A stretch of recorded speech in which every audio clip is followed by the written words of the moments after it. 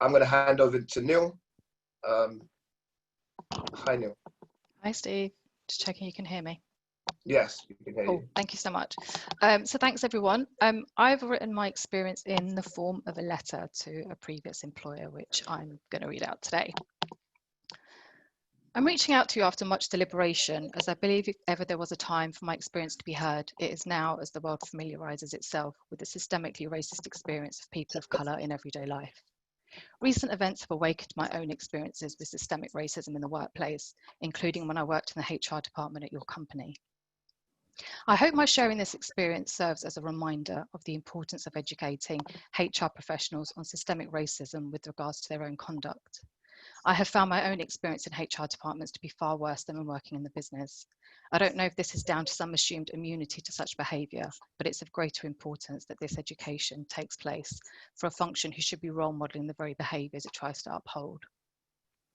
I spent the year after leaving your company on a career break, largely to heal from the experience and so much of what it had triggered in me. I thought I was done, only to realise recently that I wasn't, and I never will be. These experiences just settle somewhere in the subconscious, with the trauma periodically spiking when something triggers them. Some background on me. I'm a female British Asian, with my family heritage being Indian. The UK, like many other countries, has a dirty history of racism. I believe racism in the UK is quite sophisticated, especially in the workplace. I have had countless work-related experiences that were rooted in racism, and my professional progress compared to white colleagues has been embarrassingly stagnant. I feel relieved now that at least people might consider that my lack of career advancement is not down to other people being better than me. I have made some kind of peace with this system to the extent that I'm no longer investing or wasting so much of my energy in trying to succeed in it when it is designed to ensure I don't. I am aware of my own privilege of being brown and that colleagues of Black heritage face much harsher experiences than I do. I have tried to simplify what I want to share with you as much as possible. There was much more to it and many other things that happened. When I was hired into your company, it was at a lower corporate title than the role was advertised. I was part of a team who all did the same role, supporting different business areas as client groups. The seniority of the business heads we supported was the same. They were all peers. The rest of my team were at a higher corporate title than I was. As I got to know more about my colleagues and their work history, I realised that I had more experience than a couple of them, and certainly not less than any of them, yet was hired at a lower title. After performing the same role as my colleagues for over 14 months, having the same goals as them, specifically to ensure this was recognised during the promotion discussions, I wasn't promoted in the next promotion cycle. I was also given an average performance rating despite performing a higher title role than I was in. I initiated some meetings with my then line manager and his manager, as I wanted to understand the difference between my role and the rest of my team, particularly if I was to close the gap for a promotion in the following year. During these discussions, they weren't able to articulate any tangible difference in the roles. The only explanation was that roles had to be evaluated at being at a higher rank before someone could be promoted into them. They concluded that my role was at the title I was and had not been evaluated at being at a higher rank. I informed them that the role I was hired into was advertised at a higher rank. This seemed to surprise them and they disputed it. I shared with both of them and the HR for HR at the time the job description I had received when I was approached about the role, which clearly showed the role at a higher rank. This was ultimately irrelevant because for all of them the case was closed. They had the power to shut it down. They did not acknowledge the job posting at the higher title, and there were no further discussions, leaving me feeling quite defeated. This situation was personally very difficult for me. That may seem misplaced, and maybe in isolation it was. What it reinforced was the familiar experience of being worthless, my contribution being worth less and worthy of less recognition, even though I was working harder for it. That I was powerless and people who were treating me unfairly could do so and I could do nothing about it. It is soul destroying going into work every day, doing the same job as other people for months, sometimes years, and not getting the same recognition, reward or treatment. Job after job after job. Imagine what that does to a person. The following months continued to be challenging, I believe because I had the nerve to question why I was being treated differently compared to my colleagues. I was made out to be the difficult one, like I had done something wrong, whilst management carried on with an air of power and superiority. The relationship between myself and my line manager became very difficult and hostile. I believe he behaved extremely unprofessionally towards me and behaved in a very negative manner in a bid to tarnish my professional reputation. A few months on, and the business head for who I was the HR BP for started a conversation with me about working for him. We started progressing with this as the environment in HR was becoming unworkable for me. My previous line manager from HR and an HR director were both obstructive when it came to me transferring. I was ultimately able to transfer to the business, but my previous line manager's vendetta against me continued. In the next promotion cycle, over 2 years after joining the company, my new line manager was planning to promote me. It was very clear my promotion was being heavily challenged by my previous line manager in HR and the HR director. Had it not been me, I doubt it would have gotten such attention from them. Due to my new manager's perseverance, I did finally get my promotion, some years after I felt I really should have. In the time after I left HR and moved to the business, I was promoted, received high performance ratings, and I was identified as a high potential talent. It's surprising that I was such a failure in HR and then went on to overperform in such a short period of time to receive these recognitions. I saw the business head I worked for nurture and develop countless people, and I trust his assessment of my performance was fair, encompassed feedback from many other seasoned professionals, including his very senior manager. I ultimately left your company as I felt like I could no longer work there. The experience had taken a toll on both my mental and physical health. It does make me wonder how many people like me, a high-performing, high-potential female of colour, have left your organisation because they were more than mediocre or average, as was expected of them. I really did enjoy my role and I think I was good at it.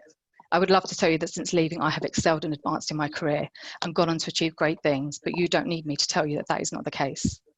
Moving roles to another organisation as a woman of colour has been very damaging, as it takes such a long time to rebuild your network and sponsorship. Last year, I read the book White Fragility. The following paragraph really resonated with what I felt I experienced at your company. White fragility functions as a form of bullying. I am going to make it so miserable for you to confront me, no matter how diplomatically you try to do so, that you will simply back off, give up, and never raise the issue again. White fragility keeps people of colour in line and in their place. In this way, it's a powerful form of white racial control. White fragility is much more than mere defensiveness or whining. It may even be conceptualized as the sociology of dominance. That's me. Thank you. Thank you, Neil. Not much I can really follow with that, but I'm going to pass on to Summer, who has also some experiences to share. Thank you, Neil. Thank you, Steve, for creating this space today, and thank you all for your presence today. So I am thinking of what story to share with you today. I decided to go back to early on in my career when I was just beginning my journalism career at NBC Nightly News in New York. I remember when we first arrived early on, there were, a group of other interns, and we were asked the question of, how did we get to where we were in our internships? And I remember the other interns, quickly pointing out that their fathers had known the president of the company of NBC at the time, or someone in their family knew a senior level executive. And I myself, just being a shy little girl from New Orleans, the daughter of Palestinian immigrants, had been there because I was actually awarded a fellowship through an organization that I supported throughout college. And so I immediately, without having a network to boast or connection, felt like an outsider. And so as the fellowship continued, the other interns kind of formed their own circles, and, they were all from kind of the same areas, the East Coast, and they would, go to lunch together and go to dinner and go out together. And I vividly remember just, many days like sitting alone at my desk, eating my sort of, dry turkey sandwiches, and thinking like, I'll really hope that they would invite me out, or ask me, to lunch, or, do something together. And it never really happened. And so I instead, decided to just devote my time to writing in the newsroom and inviting producers, you know, for coffee and asking them to kind of share their insight with me. But I do remember feeling a sense of isolation. I can even recall like talking to my big sister about it at the time when I was there. And, you know, I think back on it and I think, you know, perhaps it was just the arrogance of youth or even my own insecurities. But the thing is, you never forget the way that people make you feel. And as you can see, here I am 10 years later, confident in my career and where I am, and I'm speaking about it with you today. And so from that feeling that I felt in that time and that experience, I vowed to myself to always go out of my way to bring people into my circle, especially women and especially women of color. And so one of the questions that I have posed to people in the past month and a half is to ask the question of what does your circle look like? And who's in your circle? And the reason I ask this is because for me, it's the people like Steve Morgan, it's the people who are part of this group that are in my circle. And these are the people who are most impacted by what's happening and what's been happening for a very long time. And in particular, I would say no one faces more adversity across the board than Black women. Although we all share experiences as minorities, I think it's important for us to keep in mind in ways and how that we can elevate them and support them to the best of our ability. And so what I would ask of you today is to go out of your way to invite people into your circle. Because I think that when it's the people who are most affected, it's the people who are most affected by these issues of racial inequity and justice. When those people are part of your circle, this movement will become your movement. And so I would like to just leave you by challenging you and each of us to be more than an ally, be an advocate in this, because I really do believe that when each of us becomes advocates in this, that's what will move us forward. So thank you for listening today, and pass it on to Steve, who will pass it on to our next speaker, Rosemary. Yeah, can we get a spotlight on Rosemary, please, Katie? Again, Simon, look, thanks for sharing some powerful messages in there and stories. I think many people would have potentially been unaware, unconsciously guilty of that. Maybe they could reflect when they go to work on Monday or tomorrow on who's in their circle and does it feel inclusive. So next person is Rosemary. Rosemary has a very interesting perspective and spin, particularly for Black people to pay attention to the connectivity of what the Latin community goes through too. Hi, everyone. So on June 15th, a colleague from City, Kiara Cordova Brown, had a segment and she spoke about privilege. That caused a moment of pause amongst the listeners and myself included. Not too long ago, I was asked how I identify myself race-wise. And in all honesty, this is no simple answer to that question. Navigating ethno-racial as a Hispanic in the United States can be confusing. We are counted as white in the US Census, but for Hispanics with brown and dark skin, daily experiences are not those of white Americans. I am of Dominican descent, first-generation American. My maternal grandmother is an Afro-Dominican, and my maternal grandfather was actually European Spanish ancestry. My paternal grandparents both identify themselves as Tiano Indians. I am not white nor Black. I describe myself as café con leche. The way I like my coffee, not Black, not light, just the right blend. As a light-skinned Dominican, I have experienced different degrees of privilege.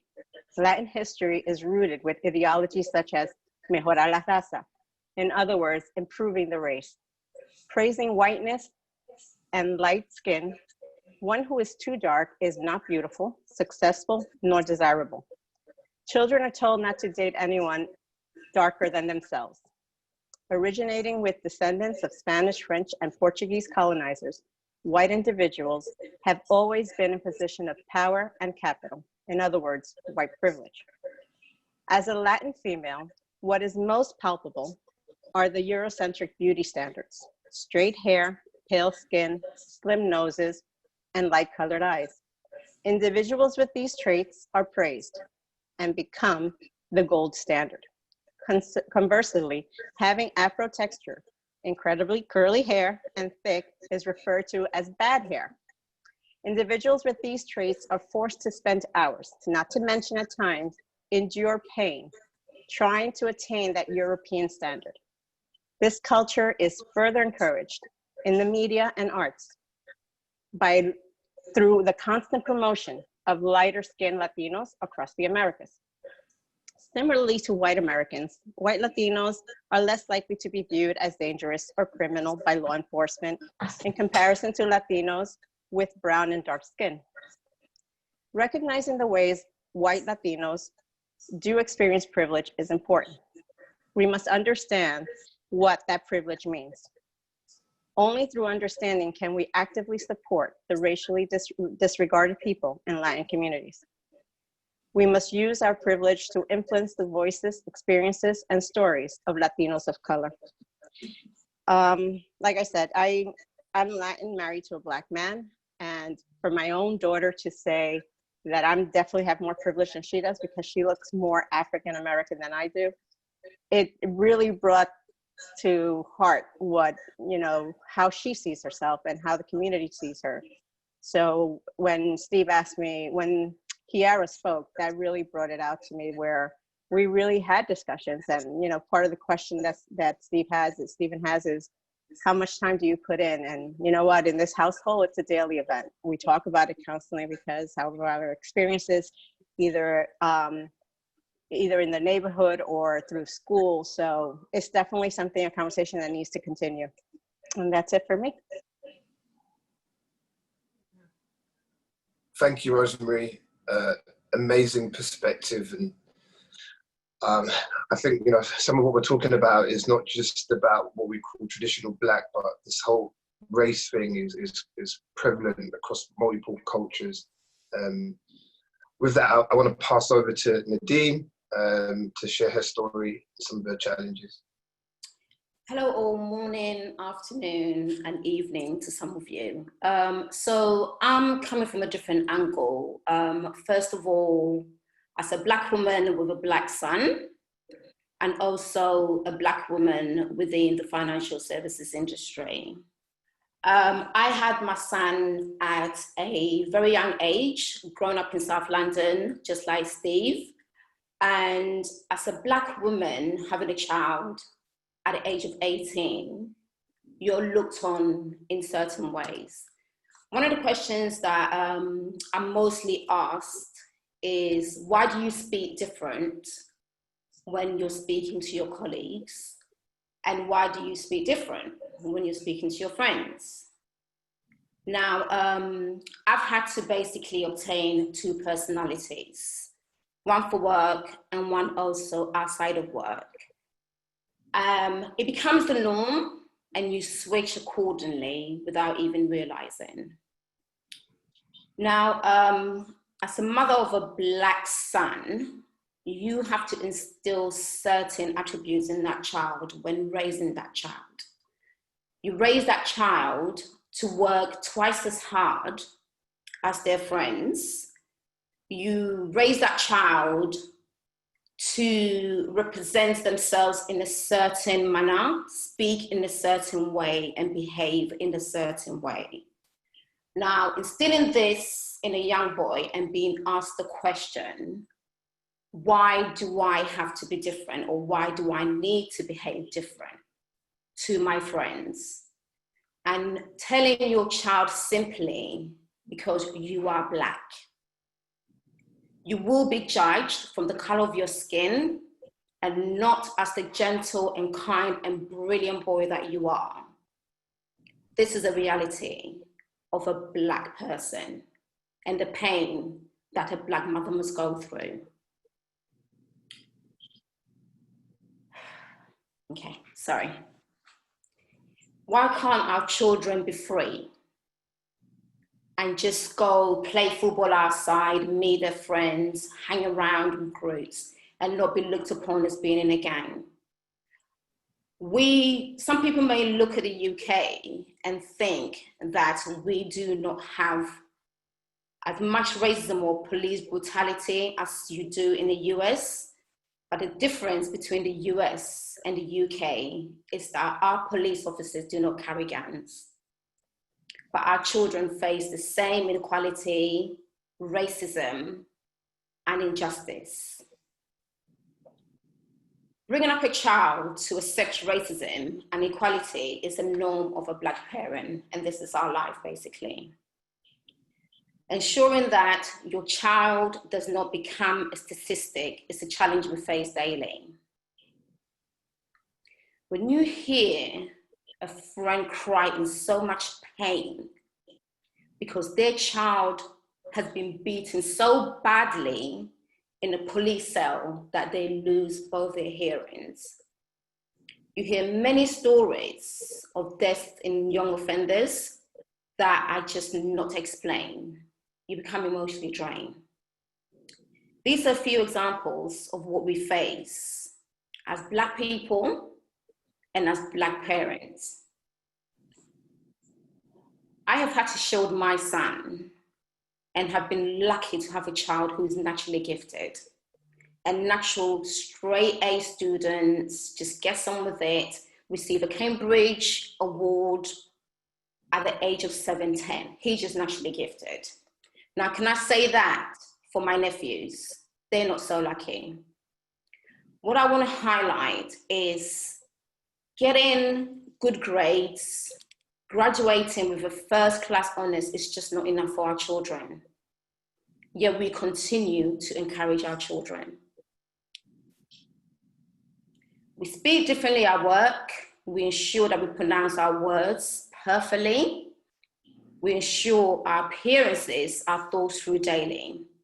I have had colleagues being mistakenly as working in a canteen for wearing jeans and t-shirts on a dress down day.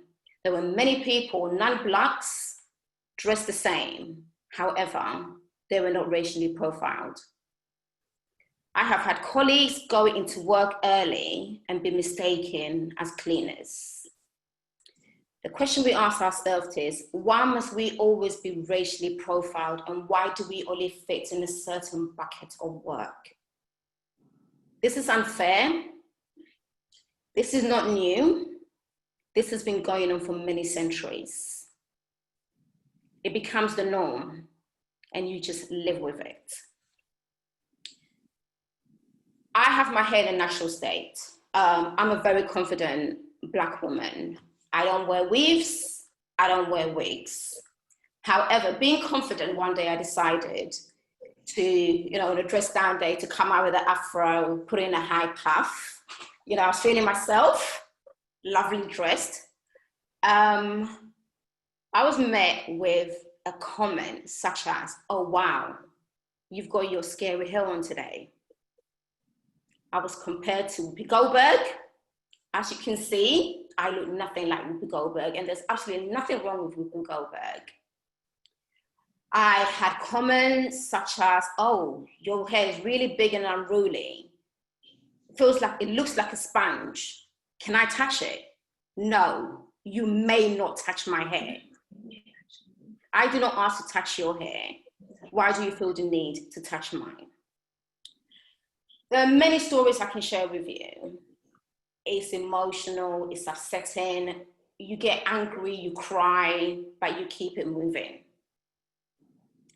One of the examples I wanted to share with you today was at the start of my career when I was working for private wealth company, a South African wealth company. I was the only Black person, which is basically the norm of my career.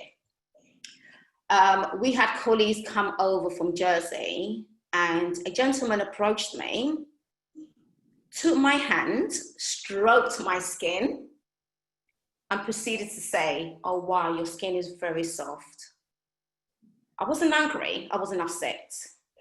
Why? Because this is probably the first time he had touched a black skin. His perception of black people were purely the ones that are doing the cleaning and the famous people that he saw on TV.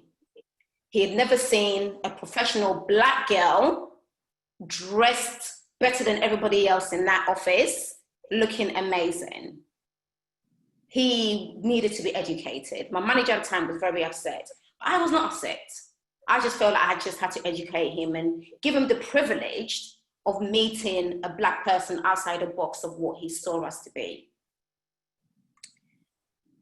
I have been in financial services since leaving university. I've worked with Steve at Lehman's, I've worked at JP Morgan, I've worked at West Market, Barclays, and so forth.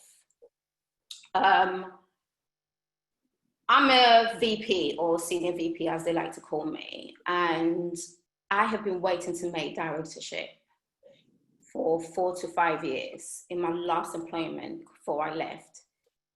Regardless of obtaining an amazing annual review each year, I was never promoted. The excuse, or should I say the explanation that I was given, was that I was not political enough.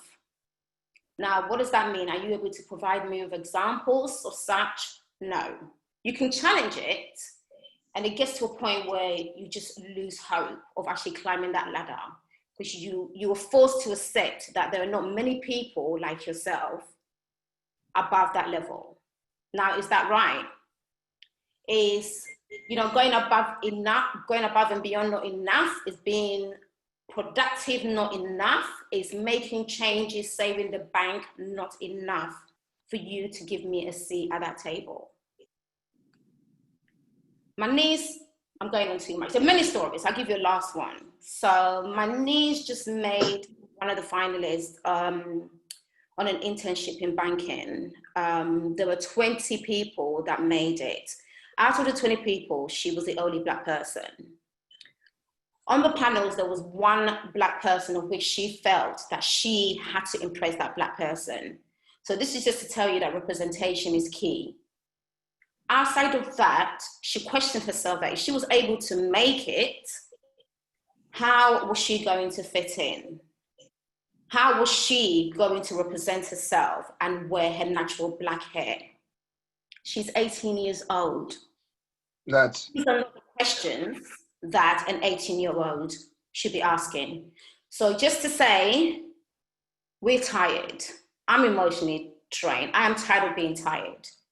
Give us a chance, give us an opportunity at the table, and you will not be surprised with what we bring. So to that, Stephen, I shall hand it back over to you. Thank you, Nadine.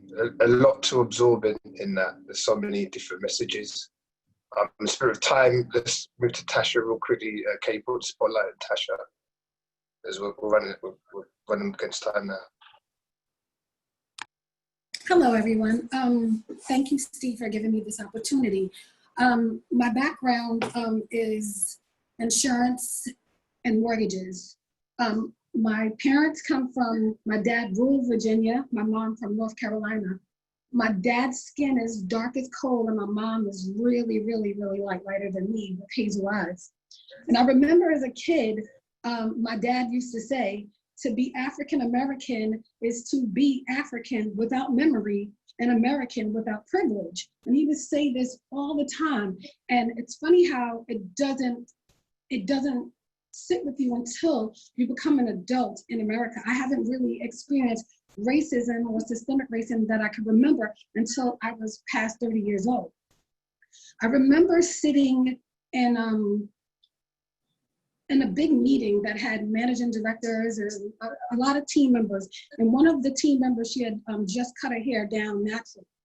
And we were sitting there, and this is an MD that looks to her and says, "Can you please leave the meeting because your hair is distracting me?" It wasn't like that yesterday. So she left, and she was sobbing. So I went to the bathroom, and we couldn't even believe it, especially since anyone who knows me, my hair changes in a week, maybe 3 times. In a day. in a day. And it's fine because I am uncompromisingly and authentically myself. And I'm glad that I have a strong background. So not only do I have to deal with systemic racism in corporate America, but I have to deal with it as a mom as well. There are so many effects that systemic racism has. Mental health issues that we haven't even touched upon, financial issues, you know, wealth, and you know, the inequality in how wealth is distributed, which leaves especially African American women vulnerable. A friend of mine who has a PhD, she called me. She's a director at a big insurance agency, and she was crying on the phone. Now, this is a young woman who's very young, a single parent who has a PhD, and she was crying because as a director, her subordinate went around telling people that the only reason why she has her job is because she's Black. Not clearly knowing that she has a PhD, she's gotten all type of scholarships from different schools, and it just tore her down. And I'm sitting there and I'm just like, wow, is this really still happening? But she was so reluctant to go to HR. And I said, if you don't take a stand, how is my son gonna be able to move ahead? If we don't continue to make a stand, she has a young son. What is she saying to her son? Keep your head down and it'll be okay. She was more affected by her colleague, who also is African American, who was really upset with her, saying, no, you shouldn't have said anything, it's gonna make it bad for us. But that's because that's the way we are taught. That's what we're taught. When we talk about inequality and we talk about the lack of fairness, there was a homeless mother who decided to use her friend's address to send her child to school. This woman was sentenced to 5 years in jail. 5 years in jail, separated from your child. Felicity Huffman, who is a wealthy white woman, she served 11 days out of her 14-day sentence for committing fraud, paying off officials to get a child into school. Now, if that's not privilege, you tell me what is. But privilege translates into opportunities for some and less opportunities for others. And when I mentioned that I have a background in insurance, I remember being in Georgia, and within 6 months, I was a manager of an office. And I remember doing a loan for a gentleman for a chicken farm. And I know you know a chicken farm. Well, okay, city girl from Brooklyn doing a chicken farm loan. I hadn't had any contact with this gentleman because either I missed him or he missed me. So finally, it was time to close the loan. And the gentleman comes in and he didn't know, I guess, talking to me on the phone, that I was African American. So he comes in and he was clearly taken aback that I was African American, because his comment to me was, Tasha, I didn't know you were a Negro. And I looked and I said to him kindly, we haven't been Negroes in a very long time. And I laughed it off, but it hurt to the core of who I am, because at this stage, this is probably 12 years ago, that people still thought that way. And then when I have to see my colleagues go through the same thing today, and how it really, really, it definitely does something to who you are as a person. It takes away from your whole being. So for me, with having an African-American son who is really bright, like Nadine said, and you want to protect them, and how you teach them how to act in public or not act, or to act, is really, really, really hard, because it doesn't allow them to be who they are authentically. But with that said, I know for a fact that given these platforms, and if we keep reaching out to people and we keep telling our stories, that we at least let people know that we are tired, like Nadine said, we're tired and we won't stand for it anymore, and we are going to speak up and we are going to speak out. And thank you again, Steve, and everyone else for giving me the platform to tell my story. Thank you, Tasha. Again, there's so many things that I'm hoping people will take from these conversations, and there's a lot to absorb. But now I'm going to pass over to Kenya to take us home before we get to the Q&A. Awesome. Thank you, Steve. Hello, everyone. Listening to Summer speak earlier reminded me of this time that I was handpicked to work on a team of 5 cyber experts that was commissioned to build this large-scale, industry-leading strategy. It was really exciting work.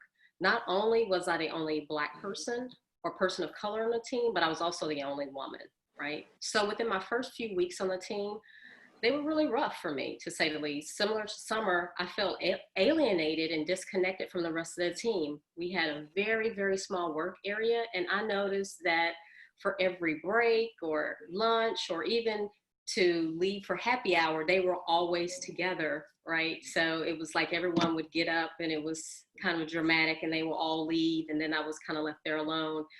And that happened for weeks. And I think I was okay with it until I would be in team meetings and we would discuss the strategy or our next steps.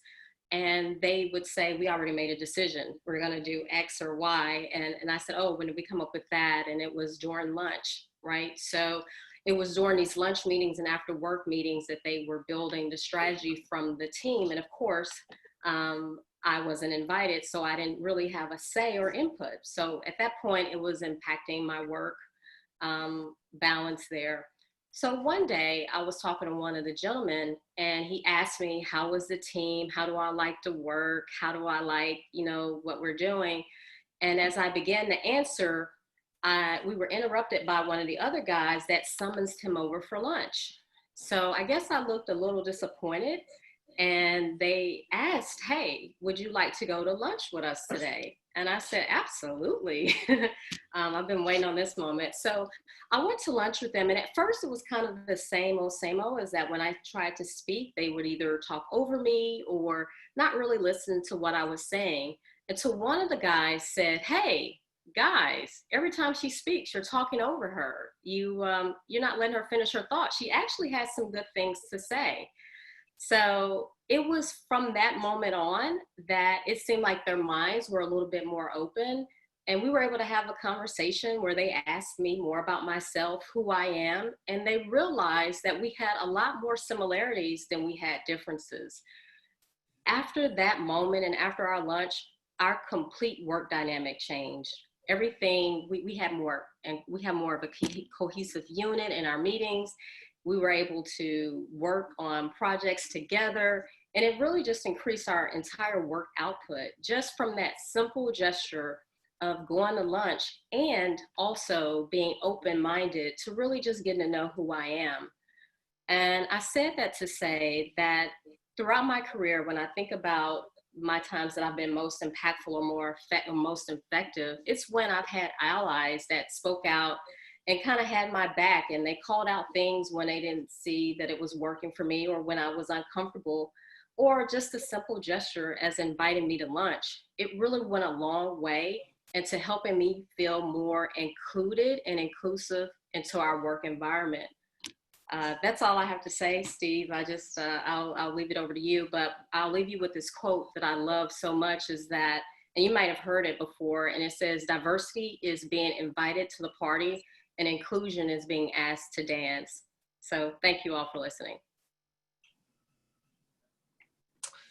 Great way to end, Kenya. And it's also good to also share some of the ways in which we can transition from a negative to a positive. And many of the successful Black people who have had to navigate through corporate America have had to figure out that transition, which always ends up that there's allies, and there's many allies for me and partners for me on the call today. But we need more. And as you said to me last week, it's not okay to let things go by, even in your own communities with your friends. Stop the friendly conversation where it's negative, and don't be complicit with silence, and really kind of help to change culture and even the dynamic of conversations. So as we're doing that, we've got the Slido open and looking for people to share what kind of emotions and what people are feeling right now, having heard the stories from the 6 ladies who were so brave and to share their stories, which were quite distressing in many respects, and also encouraging that we've got the strength to keep fighting on.